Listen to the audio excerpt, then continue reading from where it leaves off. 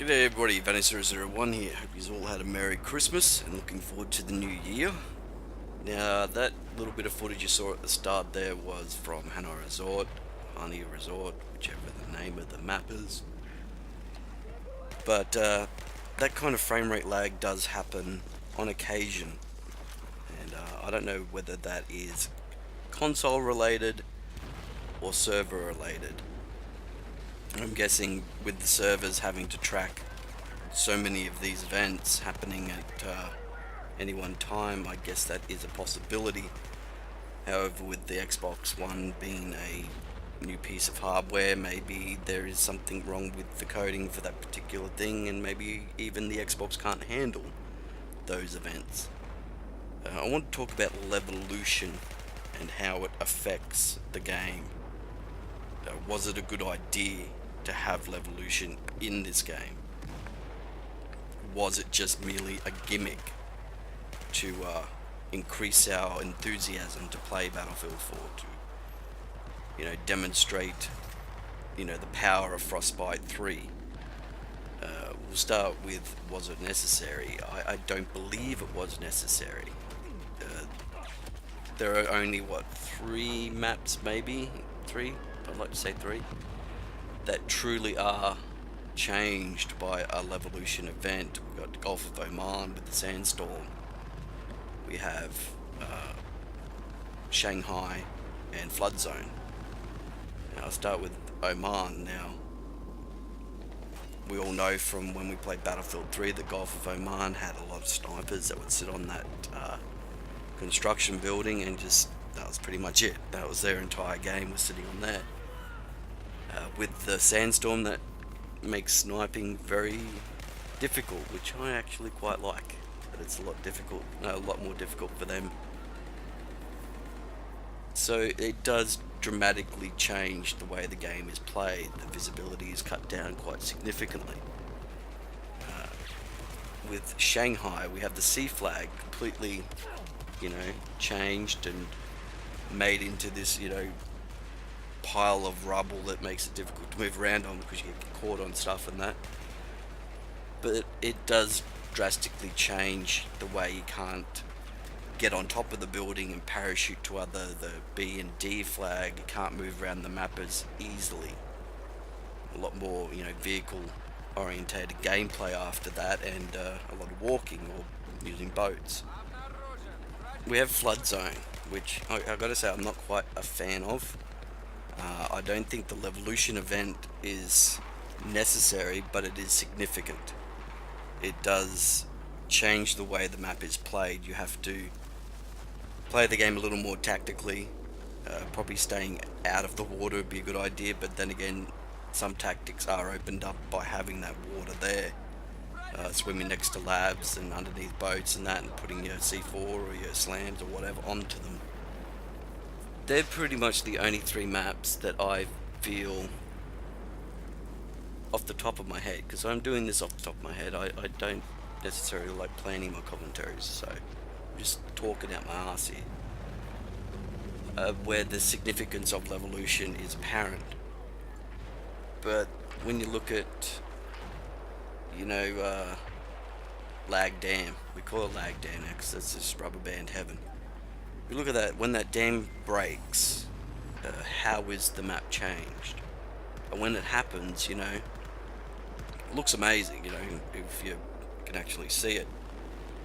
Well, there's another thing too. How many times when you're playing this game, especially on this map, do you see that chimney fall? I mean, most of the times you're out here in the woods, or you're over at B or A or F, and if that thing comes down, yeah, you feel the rumbling, you hear the sound, but you don't necessarily see it. And it opens up a little path that you can use to get up into D flag a little more easier from C. But how significant is it, on Hanoi, when those 2 wings of the hotel fall down? How significant is that to the overall gameplay of the map, the overall dynamic structure of how the game's played? It doesn't, in my opinion. So, was Levelution all a gimmick? was the whole idea of it, just to get us excited about Battlefield 4. I gotta say, I kind of think yes and no. I mean, as I said, there are some maps where it's just like, oh my god, like Parasol Storm. When that ship comes in, that's cool. That's an epic moment. However, if you're on the other side of the map, you don't see it. You know, it's very hit and miss. Okay, very hit and miss. I know there are some maps planned, like China Rising has no Levelution events in it at all. I mean, so that's kind of was it just a gimmick? You know, will Naval Assault have Levelution events in it? And if so, what will they do to our servers or our Xboxes or PS4s? You know, are these things that are just going to make the game lag more? Are they going to be just worse off for having these events in them? I gotta say yes. I think it's unnecessary. The game's beautiful. The game plays well. Yeah, there are netcode issues still, and there's a few other little bells and whistles that probably could be fixed up. But for fucking 99% of it, man, the game is pretty fucking cool. It plays well.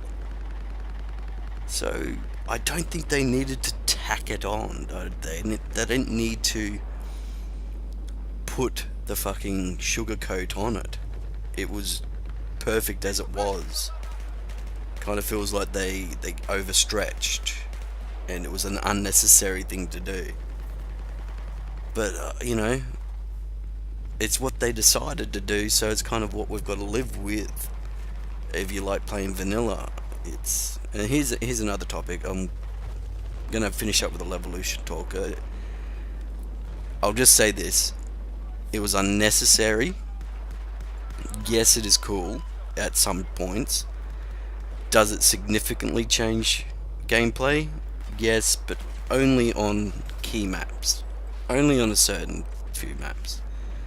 But overall, I believe it was an unnecessary feature to have in this game, because the game as itself, at its core, plays well. It's a nice game. If you remove yourself 100% from the technical issues with the game, yes, it is a great game. It does play very nicely. So I want to talk about another thing I've been thinking about lately. It's DLC on their own separate servers. 4 maps. People get kind of bored playing the same 4 maps, and yesterday we played China Rising and Second Assault. Played Second Assault probably 3 times through, I want to say. Yeah, probably 3 times. And then we played China Rising, which we played once through. Now the reason for that was it's the kind of lack of variety. You have not the same maps over and over, but you know, not the same kind of maps. I mean, each map in each DLC is significantly different from each other.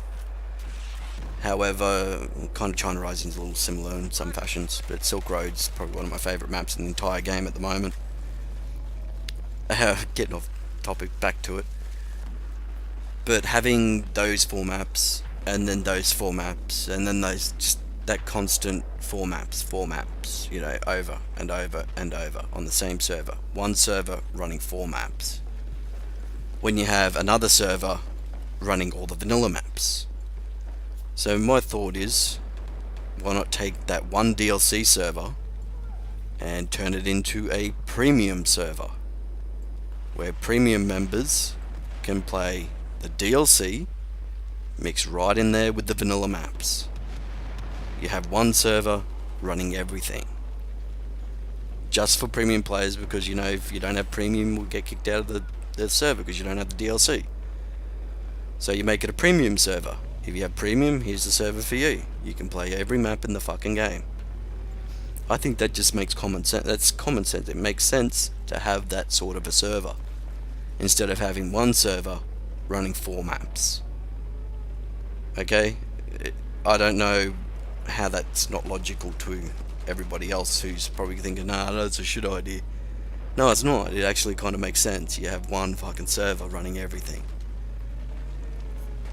And when, Naval Strike comes out, yep, okay, for a week or so, have it on one server so people can just play it on. If they don't want to just yet mix it in with the other OT, okay, whatever. But then chuck it on a premium server, and here's your map list. And then when you have all your DLC out, you just put it in, it all on another server. Like here, DLC server, all of them. Here you go, play it on here. I think that just makes good business sense. It saves you servers, it saves you everything. You've got everything running on one server instead of having 2 servers dedicated to 4 maps, or 4 servers dedicated to 4 maps. Whatever, how many ever are running just DLC only. So yeah, premium servers. Think about it, DICE. If anybody from there that ever watches my shit. I don't think they're going to do rent a server. I have never. I'm thinking about. I've never seen anything written about rent a server for Battlefield 4. I just think they're not going to do it. There were problems, of course, with Battlefield 3 rent a server. People would spend money and then their server would kind of just sit there empty. I had that occasion happen to me a few times. We would play on our server for a week or so. It'd be full, everybody would be there, and then the following week it'd just be empty and dead. Even though I had every map I could probably think of, nice rotations, good games, but yeah, it just empties out, and people want to go play Metro 24/7, Firestorm 24/7, whatever, 24/7, air maps only 24/7. Which I don't really understand, air maps only, because there's only 2 jets, and so only 2 people actually get to play on an air map. So it never really made any sense to me. But I think it would be a good idea to have just these premium servers. Here you go, premium players, DLC, everything's here, go fucking nuts. But if they bring rent a server in, there are a couple of things they need to think about. Is perhaps significantly limiting the rented servers to console players, so you don't have every Tom, Dick and Harry purchasing a server, which from their standpoint doesn't really bother them because they get the money and you're stuck with a server no one's playing on. However, if you want people to be interested, maybe offer it to certain parties who may be interested in renting their own console server. I'm sure there's plenty of big YouTube channels that do console gaming that would probably purchase a server where they can run their own map rotations. And if they're going to have that, they have to have the option to differentiate between rush and conquest tickets. So we could have 200% or max ticket conquests, and then have standard ticket rush games mixed in, because that was always a problem with Battlefield 3 rent a server. You want to have rush games mixed in with your conquest games, but you wanted 200% ticket conquest, which usually was quite good, worked quite well. But then you'd also have 200% ticket rush, which really does not work. It doesn't. I mean, I'd have that one game up that went for an hour and 20 minutes of 200%. I think actually it was 300% ticket rush. But they need to be able to specify between rush and conquest ticket counts. Make it a little easier for us on that point. But here we go again. I don't think they are ever going to do rent a server for Battlefield 4. And I hope at some point somebody makes the decision to have premium only servers. Now, what do other guys who aren't premium members think about that? Well, why should they think anything about that? If they haven't purchased the DLC, if they're not premium members, if they haven't, if they don't want to purchase the DLC, fine, you play your vanilla game. However, those who have purchased premium, maybe we want to play all the DLC and the vanilla maps, so it's not so fucking boring just playing 4 maps over and over and over again. Alright, now I'm just going to talk a little bit quickly about other things. What I'd like to see, kind of little changes I would like to see in Battlefield 4. I think the revive time needs to be upped a little bit. Not significantly, just, you know, maybe give us 4 more seconds to get to somebody to revive them, because we've got to see they're down, we've got to move over to where they are, we've got to charge our paddles, and by the time we get the paddles down, you know, even if the radius has been increased or whatever, you still have to get to that person. So I've noticed it quite a bit. I'm just trying to revive people, and oh shit, I've got to, and he just disappears. You know, so they want people to be revived. I think they need to up the revive time just a tad. LMGs, I think, need a little bit of a buff. I think at close range, I've come across so many instances where I've unloaded, you know, with fire rate, I've unloaded probably 60 rounds into a guy at close range, and he just like blurt, and I'm dead from a, you know, assault rifle, SMG or whatever. Because for some reason at less than 5 feet, the LMG on full auto just goes crazy. Even if you ADS, it's still like, hold on, I've got 1 hit marker and then nothing. So I think that needs to be looked at. I've played primarily only with LMGs for the past week, and I've just noticed it consistently at close range. An LMG just does not do the job, and I've got plenty of instances where I've been killed outright when I've sprayed 60 rounds ADS straight at a guy, and for some reason my bullets are going around him. I'm less than 2 feet away, you know, randomly 2 feet, but you know, whatever, 5 feet away. But if you're ADS and you're, you know, holding that trigger down, you should be able to kill the guy pretty quickly. Another thing is the black screen when you respawn. I don't know if that can be fixed. I remember Demise, I think, was saying with Battlefield 3 that that black screen was a loading issue and it couldn't be fixed. So I don't know. It's still there, but it's not as pronounced as it was in Battlefield 3. However, I have been knifed a few times because I'm there, but I can't see, and the guys just knifes me from the front or whatever, or I get shot.